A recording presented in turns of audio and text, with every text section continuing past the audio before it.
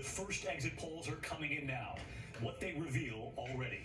Tonight, we take you inside both campaigns' final hours. The president visiting his campaign headquarters in Virginia, telling supporters winning is easy, losing is never easy. Not for me, it's not. And what he said about declaring victory.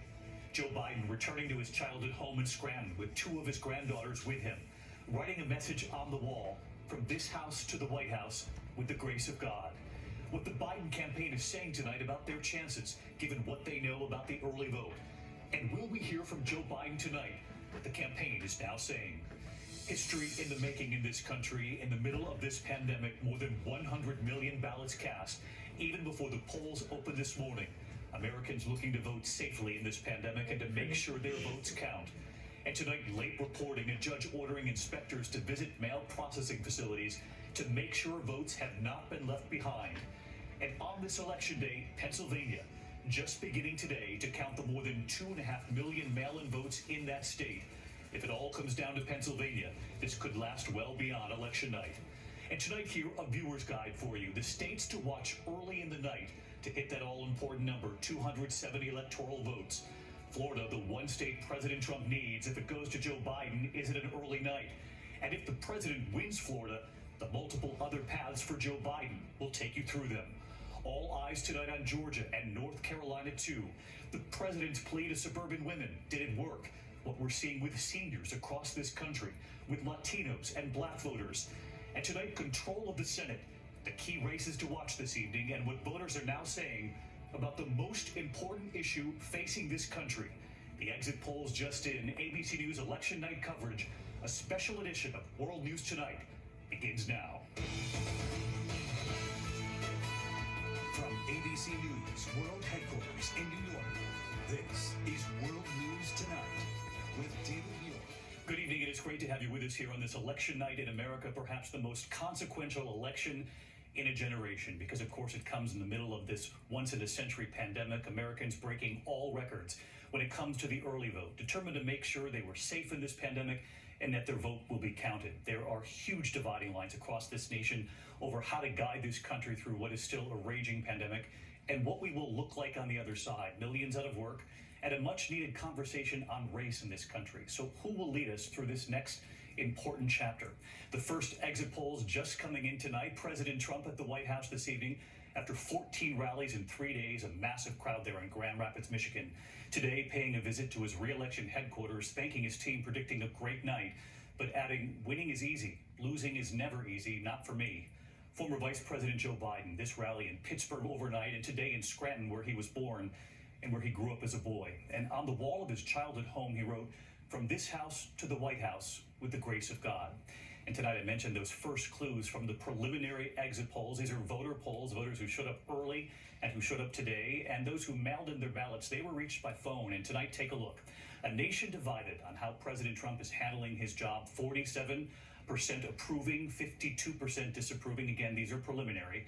Asked which is more important, containing the virus or rebuilding the economy. 52% saying containing the virus, 42% on the economy. Asked how the U.S. has handled the pandemic, the largest group saying not well. 18% there said very well, 30% saying somewhat well, 16% somewhat badly, and this is the number that stands out, 35% saying very badly. Asked who would better handle the coronavirus pandemic, 52% saying Joe Biden, 43% saying President Trump. And who would better handle the economy? This number is also key tonight, and right now it's tied up, 49% saying Joe Biden, 49% saying President Trump. Again, all of this is preliminary. Of course, the night is young, and we're going to guide you through what could determine whether this is a typical election night or whether this could stretch into several nights. So let's begin with our chief White House correspondent, Jonathan Karl, leading us off. His voice raspy after a frenzied sprint of 27 rallies over the past week, President Trump told his campaign team he believes he has a solid chance of winning tonight. But no, I'm not thinking about concession speech or acceptance speech yet. Hopefully we'll be only doing one of those two. And winning is easy. Losing is never easy. Not for me, it's not. His top advisors privately acknowledge the odds are against him. But the president believes the big crowds he's seen at his rallies and what he's seen today at the polls will translate into victory. We're seeing lines of people And they're wearing a lot of red material, including hats. In one big way, the election ends just as Donald Trump would want it to end. An election about Donald Trump. This isn't about, yeah, it is about me, I guess, when you think of it. But a big part of it is the way he has handled the COVID-19 pandemic, one that is surging just as voters are going to the polls.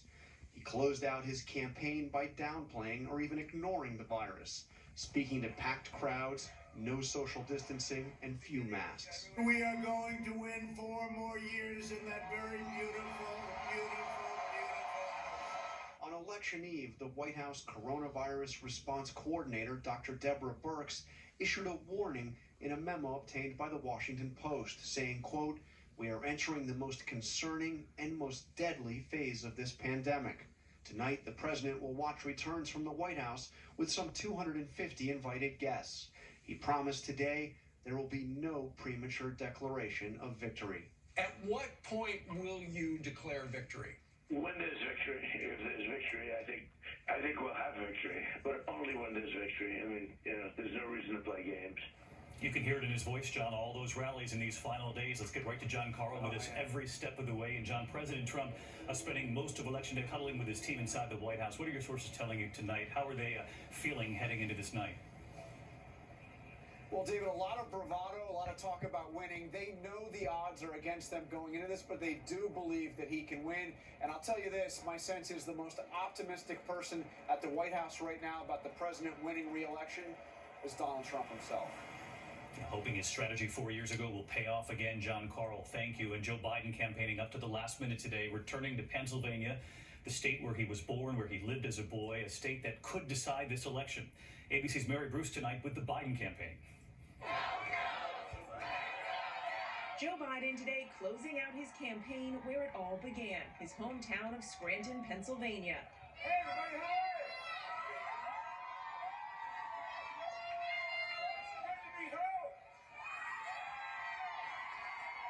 Biden visiting his childhood home, going inside to share a moment with 2 of his granddaughters, and leaving a lasting mark. Signing on one of the walls, "From this house to the White House, with the grace of God." Mr. Vice President, what were you thinking about in there on the day you be elected president? Before heading to Pennsylvania, Biden visiting the grave of his son Beau, who before he died urged his father to run. Biden today trying to remind voters in the key state of his blue-collar roots, urging Pennsylvanians to bring their native son across the finish line. Today thanking volunteers in Philadelphia. If you haven't gotten everybody out, get them out. Biden's team out fighting for every last vote. His running mate Kamala Harris in Detroit, Michigan. Today is the day that the path to the White House runs right through this hood. Right there. That's right. She too could make history tonight. Harris, the first black woman, the first Asian American on a major presidential ticket, potentially becoming the first woman ever to be vice president. And how are you feeling about your chances today? Listen, the day ain't over. Ask me after the polls close. Late this afternoon, returning to Wilmington, Biden says if he doesn't win, he's worried for the country. I believe very, very strongly, I really mean it, that we have to restore decency and honor in our system, or it's going to fall apart. All right, so let's get right back to Mary Bruce with us from Wilmington, Delaware tonight. I know the whole Biden team out there today on this final day, still campaigning right up until the last minute late today. Mary, the campaign has studied the numbers, studied that record early vote. They believe they have a sense of what President Trump needed to do today in turnout to catch up. And tonight, the Biden camp says they're confident the president is facing an uphill battle. David, the Biden team has been very cautious all along, but tonight they are exuding confidence, saying it is clear that they are winning. They feel most of the early vote went for Biden, and they say that means that President Trump tonight will have to outperform in many states that he won in 2016. It means that in many states they say Trump will need to get 60% or more of the election day vote in order to pull this off.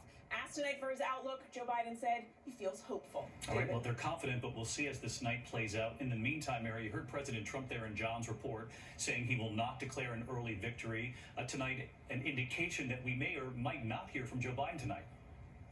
Yeah, Biden appears to be changing things up here at the last minute. He was expected to speak here tonight no matter what, but a short while ago, he told reporters, "We'll see," saying, "If there's something to talk about tonight, I'll talk about it. If not, I'll wait till the votes are counted the next day." David, he's going to wait right along with the rest of us. All right, Mary Bruce, thank you. Of course, this all comes down to the Electoral College, that path to 270 electoral votes. So let's get right back to our Chief National Affairs correspondent, Tom Llamas, back at the big board for us again, where he will be all night long with a viewer's guide tonight, which states to watch for early. And Tom, if we could, let's start again with the map in 2016. Take us through what happens if Joe Biden can rebuild that so-called blue wall that collapsed for the Dems 4 years ago. All right, David, so here is how it ended up 4 years ago after election night. You can see President Trump well past 270. If Joe Biden is able to win back that blue wall, remember, all these states were decided by less than a percentage point. You can see his number right there, 278. He's well on his way to the White House. I'll say in the meantime, if he builds the blue wall but can't pull off Pennsylvania because the president has been there too, give Pennsylvania to the president just for sake of seeing what it does for the math. All right, let's flip that back to the president's side. If he holds the rest of the states that he held in 2016, look at his number, David, 280. He gets reelected. Okay, so that way he gets reelected, but then there are other paths. Take us through some of those southern states where the polling showed it very close in these final days. All right, David, as you mentioned, we're going to head south now. So if the rest of the map holds, all Joe Biden has to do is pick off North Carolina or Georgia. Now watch what happens. As soon as we hit North Carolina, we give that to Joe Biden. He gets to 273. Let's give that back to President Trump. Look what happens with Georgia. Same story, 274. Now you may be saying North Carolina, Georgia, the polls are very tight there, David. Very close. So if the president gets Florida and Pennsylvania, Joe Biden appears to have a path through North Carolina, through Georgia, through some other states. In the meantime, everybody at home, Tom, wants to know this answer. You don't have the answer for them, but they want to know, is it going to be a long night, several nights, or is it going to be a short night? And of course, all eyes go back to Florida whenever we ask that question.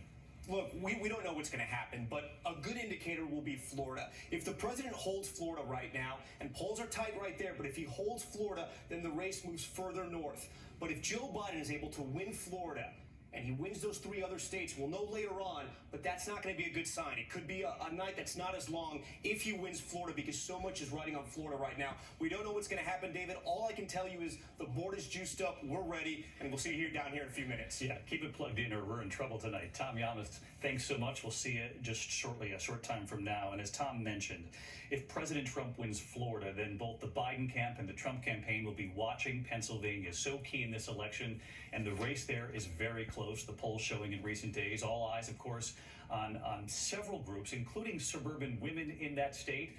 And ABC's Eva Pilgrim is there tonight. In an extraordinary move today, a federal judge ordering the Postal Service to do an election day sweep of some facilities for ballots after reports of a mail slowdown, including in key battlegrounds like Michigan, Florida, and Pennsylvania, to make sure no ballots are left behind. The Postal Service not meeting the 4:30 deadline, but saying it will finish the sweep before the polls close. And tonight, all eyes on a key voting bloc, suburban women, who 4 years ago helped the president win. But in 2020, polls have shown Joe Biden is doing better among suburban women. I think our country is suffering right now, very much. It's important to me that the change happens now. But Chrissy Carlin voted for Trump 4 years ago, and she voted for him again today, saying she thinks he's the stronger candidate. I just see that he's moving our country in a better way. And the Secretary of State saying she expects most of those mail-in ballots will be counted by Friday. As of right now, if a ballot is postmarked by today and arrives by Friday, it will be counted. However, any ballot that arrives after 8 p.m. tonight will be separated from the rest, just in case there are any further legal challenges. David? Yes, but authorities in Pennsylvania asking the country to be very patient, and so we will follow their guidance. Eva, thank you. And as I mentioned, it's not just suburban women. Black voters in this country, Latino voters, they are also crucial really to both campaigns. And in Georgia, we're already seeing a record turnout, and late polls showing it is very close. ABC's TJ Holmes from Atlanta tonight. Tonight, voters lining up in battleground Georgia, a red state Democrats are hoping to flip blue. With a record 3.9 million early votes, Democrats are banking on support from African Americans in places like here in Atlanta and its suburbs. Both parties hoping to tap into people who didn't vote in 2016, like 22-year-old Quinn Smog. Get Trump out of office, actually. I don't want him here at all. 40-year-old Michelle Ford is voting for Trump. I hope that Trump wins and that we continue to move forward with the country. And with so many people participating in early voting, it made for smooth sailing today. Wait times here, David, averaged less than 5 minutes in much of the state. Polls close at 7 o'clock. We could start seeing some results as soon as 8 o'clock.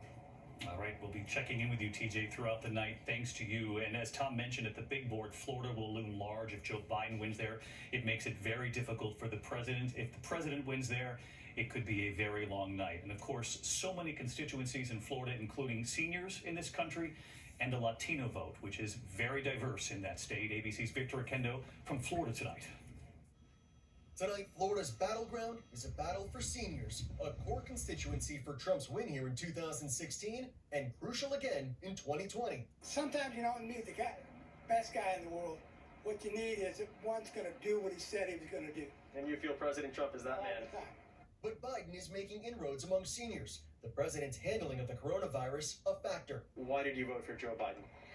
2 reasons mainly. 1, I know that he will do right for the economy. And 2, I know he'll get a grasp on the health issues that we're having. The candidates are also courting Florida's 2.5 million registered Latino voters. According to recent polling, Joe Biden does not have the same widespread support among Latinos Hillary Clinton had in 2016. One more key group, independents. They make up more than a quarter of registered voters here in Florida. And Democrats are optimistic because this group tends to be younger and more diverse. David? All right, we'll see as the night wears on. Victor, thank you. It's not just the battle for the White House playing out tonight. Of course, the Senate is also in play. Who will control the Senate? So many races to watch very closely tonight. We're going to guide you through them, beginning in Arizona, where Republican Martha McSally is defending her seat against Democrat Mark Kelly. Whit Johnson from Phoenix tonight.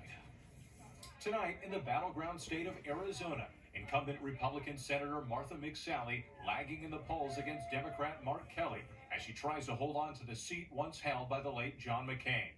McSally challenged by a booming Latino population that tends to vote Democratic and her ties to President Trump. Are you proud of your support for President Trump? I'm proud to be fighting for Arizona every single day. McSally's not alone.